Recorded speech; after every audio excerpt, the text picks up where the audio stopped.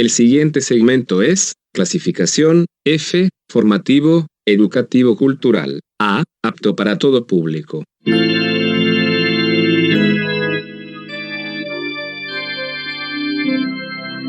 Bienvenido a Hora de Estudio Bíblico con nuestro maestro el Dr. Lehman Strauss. Este estudio es el resultado del tiempo personal con el Señor, el ministerio pastoral y la experiencia en conferencias bíblicas del Dr. Lehman Strauss. Él nos instruye y alienta con la enseñanza de la palabra de Dios. Ahora, el Dr. Strauss. Muchas gracias. El tema que comenzaremos a tratar ahora y que terminaremos en nuestro próximo programa es la fidelidad de Dios. La palabra fiel es un adjetivo que significa digno de confianza. Ahora, cuando decimos que Dios es fiel, simplemente estamos diciendo que Dios es confiable, que podemos depender de Él. En Romanos 3:1 Pablo escribió: ¿qué ventaja tiene pues el judío? ¿O de qué aprovecha la circuncisión? Mucho, en todas maneras. Primero, ciertamente, que les ha sido confiada la palabra de Dios. Pues ¿qué si alguno de ellos han sido incrédulos? ¿Su incredulidad habrá hecho nula la fidelidad de Dios? La gran pregunta en este párrafo es si la incredulidad de los judíos anularía la fidelidad de Dios. Y Pablo responde en el versículo 4 cuando dice: de ninguna manera. En otras palabras, nunca piensen tal cosa. Mi amigo, ni su fidelidad ni la mía nunca pueden afectar o cambiar la fidelidad de Dios. Déjeme explicarle que hay ciertos atributos de la deidad sin los cuales Dios dejaría de ser Dios. Por ejemplo, Dios es omnisciente. La palabra omnisciencia viene de dos palabras: el prefijo del latín omni, que significa todo, y la palabra ciencia, que significa conocimiento. Cuando decimos que Dios es omnisciente, simplemente estamos diciendo que Dios posee todo conocimiento. Ahora, si hay algo que Dios no conozca, entonces dejaría de ser Dios. En este sentido, la omnisciencia es un atributo esencial de la deidad, sin el cual Dios no podría ser Dios. Ahora, la omnipotencia es otro atributo de la deidad y está formada esta palabra por dos: el prefijo omni del latín, que significa todo, y la palabra potencia, que significa poder. Por lo tanto, decir que Dios es omnipotente vale decir que Dios es todopoderoso. Ahora, si hubiese algo que Dios no pudiera hacer, entonces Él dejaría de ser Dios. La omnipotencia es un atributo esencial de Dios. En el mismo sentido que la omnisciencia y la omnipotencia, la fidelidad es un atributo esencial de Dios. En otras palabras, si Dios no fuera confiable en algún sentido, entonces ya no sería Dios. Ahora déjeme decirle que nosotros no somos fieles en el sentido en que Dios lo es. A menudo escuchamos decir respecto a algún ministro: es un ministro fiel de la palabra de Dios. Bueno, solo hasta cierto grado. Le explico, esto es verdad, pero ninguna persona es fiel en el sentido en que Dios es fiel. Yo puedo tener buenas intenciones y quizás no pueda llevar a cabo mis intenciones. Por ejemplo, yo puedo decirle a mi esposa: nos encontramos a tal hora. Supongamos que una rueda de mi auto se desinfla en el camino y mi esposa está esperando por mí en algún lugar y yo no estoy a horario. Mis intenciones habrán sido buenas, pero fui obstaculizado involuntariamente y por lo tanto en ese sentido yo no fui fiel. Yo deseaba ser fiel, pero debido a mi falta de habilidad y a circunstancias fuera de mi control, no pude ser fiel para cumplir con aquella cita. ¿Se da cuenta? Ahora, esto nunca puede suceder con Dios. En cada detalle, Dios es fiel. Él nunca puede ser detenido o estorbado u obstaculizado. Nunca puede cambiar su programa. No existe poder que haga que Dios llegue a ser infiel. Ahora, continuando, lo que voy a hacer es seleccionar ciertos textos de la Biblia en los cuales se dice que Dios es fiel. Comencemos juntos buscando en la primera epístola de Pedro, capítulo 4, versículo 19. De modo que los que padecen según la voluntad de Dios, encomienden sus almas al fiel Creador y hagan el bien. Aquí Pedro, por inspiración del Espíritu Santo, está diciendo que Dios es un Creador fiel. Bien, entonces, nuestro primer punto de este estudio es que Dios es fiel a su creación. Vamos a leer juntos en el libro de Génesis, capítulo 1. Allí vamos a encontrar una palabra que se repite con frecuencia. Y vio Dios que la luz era buena, y separó Dios la luz de las tinieblas. Por lo tanto, en este sentido, la creación de Dios era buena. Versículo 9 dice, dijo también Dios, júntense las aguas que están debajo de los cielos en un lugar, y descúbrase lo seco. Y fue así. Y llamó Dios a lo seco tierra, y a la unión de las aguas llamó mares. Y vio Dios que era bueno. Versículo 18. Y para señorear en el día y en la noche, y para separar la luz de las tinieblas. Y vio Dios que era bueno. Versículo 25, siempre en Génesis 1, Hizo Dios animales de la tierra según su género, y ganado según su género, y todo animal que se arrastra sobre la tierra según su especie, y vio Dios que era bueno.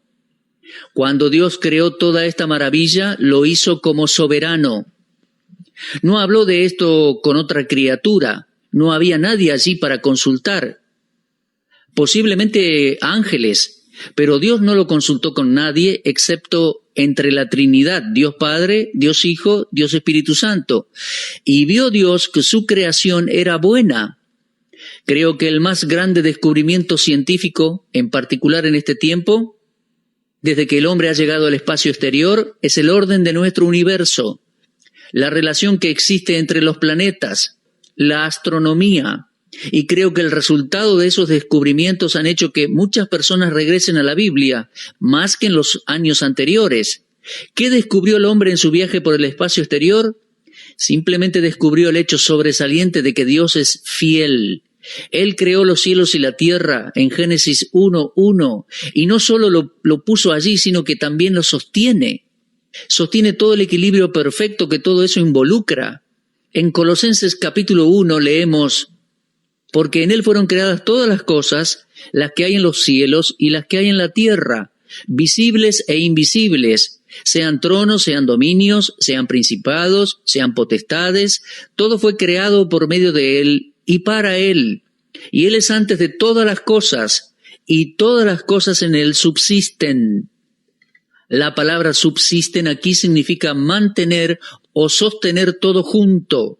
Cuando digo que el más grande descubrimiento científico que se hizo es el orden del universo, es lo que la Biblia dice. Dios los puso allí, Dios lo mantiene todo allí. ¿Pensó alguna vez que en el espacio exterior había millones de galaxias y que cada galaxia contiene millones de estrellas? ¿Y que la Tierra en comparación con una estrella de la galaxia es como un granito de arena? ¿Y pensó que en una galaxia hay millones de estrellas y que más allá hay millones de galaxias? Y la maravilla de todos estos planetas, meteoros, meteoritos, satélites, etcétera, es que todos están en movimiento y no se chocan entre sí. Tienen órbitas perfectas, matemáticamente exactas. ¿Por qué? Porque Dios los puso allí y Él los sostiene. Por Él todas las cosas subsisten. Gracias a Dios por su fidelidad a su creación. En Hebreos 1:1 tenemos un testimonio similar. Vamos a leerlo. Dice, Dios, habiendo hablado muchas veces y de muchas maneras en otro tiempo a los padres por los profetas, en estos postreros días nos ha hablado por el Hijo, a quien constituyó heredero de todo y por quien asimismo hizo el universo, el cual siendo el resplandor de su gloria y la imagen misma de su sustancia, y quien sustenta todas las cosas con la palabra de su poder. Y ahí continúa la lectura, pero paremos, estamos pensando en Dios como creador. Agradezcamos a Dios por su fidelidad para con su creación. Dios es fiel. Leí en un periódico donde un científico decía que no habrá suficiente agua en la Tierra para satisfacer las necesidades de la humanidad. Ahora, yo no voy a discutir con un científico, pero estoy en desacuerdo con ese hombre. Él no conoce a Dios y no conoce la Biblia. Yo creo que la fidelidad de Dios, quien creó esta tierra y puso al hombre en ella, va a proveer para el hombre todo el tiempo que el hombre permanezca aquí. Dios proveerá. Poco después de leer ese artículo, mi esposa y yo viajamos a Alemania para ministrar en las Fuerzas Armadas, y al regresar nos encontramos con un huracán que afectó buena parte de nuestro país, provocando una de las peores inundaciones de los últimos tiempos, trayendo destrucción y devastación. Bien, me pregunto cómo se sentiría ese científico después de haber visto esa lluvia torrencial que inundó la tierra y que nuevamente llenó las fuentes de las aguas. Los que conocemos al Dios de la Biblia sabemos que Él es fiel. En primer lugar, fiel como creador. Ahora, vamos a considerar en segundo lugar otro texto, Deuteronomio 7:9, y dice así: Conoce pues que Jehová tu Dios es Dios, Dios fiel, que guarda el pacto y la misericordia a los que le aman y guardan sus mandamientos hasta 1000 generaciones. Aquí hay dos cosas que quiero que usted observe. Primero, Dios es fiel. Y la segunda cosa es que Él es fiel para guardar su pacto. Un pacto es un acuerdo mutuo entre dos partes, pero esta no es la forma en que la palabra se usa en referencia a Dios, sino que aquí pacto es un compromiso hecho por una sola persona, y esa persona es Dios. Y por lo tanto es incondicional. Dios lo ofrece, Él hace el pacto, no nos pide que hagamos algo al respecto, simplemente hace un pacto y lo guarda. ¿Por qué? Porque Él es fiel. Vamos a considerar juntos algunos pactos en la Biblia. Uno de los conocidos es el pacto con Noé. Lo encontramos en Génesis 9:8. Y habló Dios a Noé y a sus hijos con él, diciendo: He aquí que yo establezco mi pacto con vosotros y con vuestros descendientes después de vosotros, y con todo ser viviente que está con vosotros, aves, animales y toda bestia de la tierra que está con vosotros, desde todos los que salieron del arca hasta todo animal de la tierra. Y dijo Dios: Esta es la señal del pacto que yo establezco entre mí y vosotros y todo ser viviente que está con vosotros, por siglos perpetuos. Mi arco que he puesto en las nubes, el cual será por señal del pacto entre mí y la tierra. Y sucederá que cuando haga venir nubes sobre la tierra, se dejará ver entonces mi arco en las nubes, y me acordaré del pacto mío que hay entre mí y vosotros y todo ser viviente de toda carne. Y no habrá más diluvio de aguas para destruir toda carne. Estará el arco en las nubes, y lo veré, y me acordaré del pacto perpetuo entre Dios y todo ser viviente, con toda carne que hay sobre la tierra. Esta realmente es una historia interesante e inspiradora. Puedo imaginar a Noé saliendo del arca y viendo en los cielos por primera vez lo que comúnmente conocemos como arco iris. Imagino a Noé conversando con Dios y diciendo: Señor, ¿qué es esta cosa tan hermosa? Y Dios diciéndole: Este es mi pacto que establecí entre tú y yo. En el versículo 15 Dios dice: Y me acordaré del pacto mío. ¿Cuál es el pacto aquí? Que nunca más habrá diluvio de aguas para destruir toda carne. Hay suficiente evidencia en el contexto aquí para sostener el hecho de que el diluvio en los días de Noé abarcó toda la tierra. Y lo que Dios está diciendo aquí es que nunca más destruiría la tierra con un diluvio. Ciertamente hubo muchas inundaciones desde entonces, pero todas han sido locales. Nunca más hubo ni habrá un diluvio como en el día de Noé. ¿Por qué? Porque Dios es fiel. Él es fiel a su creación y es fiel a su pacto. Oh, queridos amigos, cuando Dios hace un pacto, cuando da su palabra, podemos siempre confiar en ella. Tiene que ver con todas las promesas de Dios. Él nunca ha dejado de cumplir sus promesas. Nadie puede decir que Dios haya fallado en cumplir sus promesas. En todo tiempo, las promesas de Dios son sí y amén, son verdaderas. Avanzando por el libro de Génesis, nos encontramos con otro pacto que quiero mencionar relacionado también con la fidelidad de Dios. Se encuentra en el capítulo 15 y leemos allí en versículo 18. En aquel día hizo Jehová un pacto con Abraham, diciendo: a tu descendencia daré esta tierra, desde el río de Egipto hasta el río grande, el río Éufrates. Ahora, ¿a qué se refiere el pacto abrahámico? Está relacionado con tres cosas que se mencionan en Génesis 12:1. Jehová le había dicho a Abraham: vete de tu tierra y de tu parentela y de la casa de tu padre a la tierra que te mostraré, y haré de ti una nación grande, y te bendeciré, y engrandeceré tu nombre, y serás bendición. Primero, era una promesa hecha específicamente a Abraham. Segundo, Dios prometió a Abraham que haría de él una gran nación. Y la tercera parte del pacto es que Dios daría una tierra a Abraham y a su descendencia. Por favor, observe esto en el versículo 1. En Génesis 12:7 leemos: y apareció Jehová a Abraham y le dijo: a tu descendencia daré esta tierra. Y leemos en el capítulo 13 y versículo 15: porque toda la tierra que ves la daré a ti y a tu descendencia para siempre. Aquí vemos que Dios había hecho un pacto con Abraham. En el capítulo 15 y versículo 7 leemos: y le dijo: yo soy Jehová que te saqué de Ur de los Caldeos para darte a heredar esta tierra. Ahora, mis queridos amigos, les pregunto, ¿a quién pertenece la tierra de Israel? Bien, al leer la Biblia no surgirán dudas al respecto. Pertenece al pueblo de Israel, no a los árabes u otras naciones. Pero los grupos étnicos de Palestina y otros países reclaman ese territorio diciendo: Abraham es nuestro padre y por eso la tierra nos pertenece.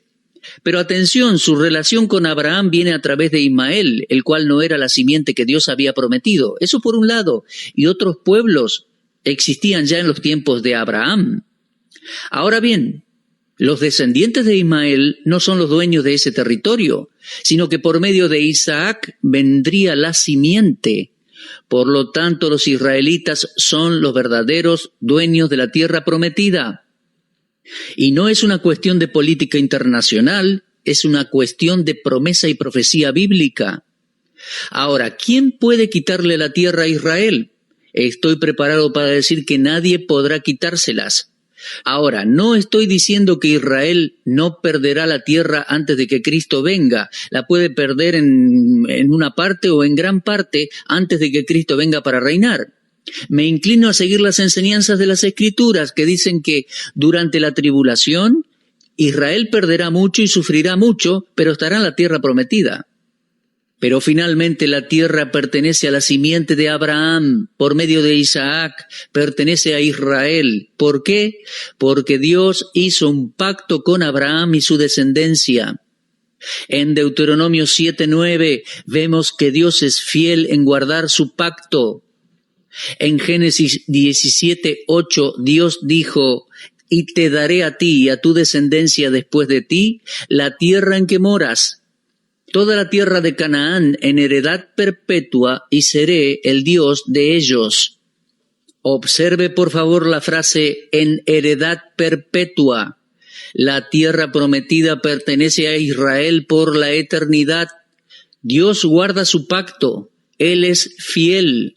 No puede dejar de cumplir su promesa. Sabemos que hubo muchos intentos de aniquilar a la nación judía, pero los enemigos de Israel nunca han tenido éxito y nunca lo tendrán, porque Dios se encargará de ello. He observado algo muy interesante en la Biblia, algunos versículos que se refieren a aquellos que odian y tratan de destruir a los judíos.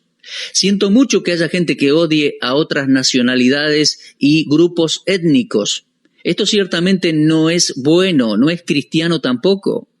Creo que nosotros los cristianos debemos amar a todos los pueblos y a todas las personas. Recordemos que de tal manera amó Dios al mundo que dio a su Hijo. Pero hay algo que Dios dijo por medio del profeta Jeremías.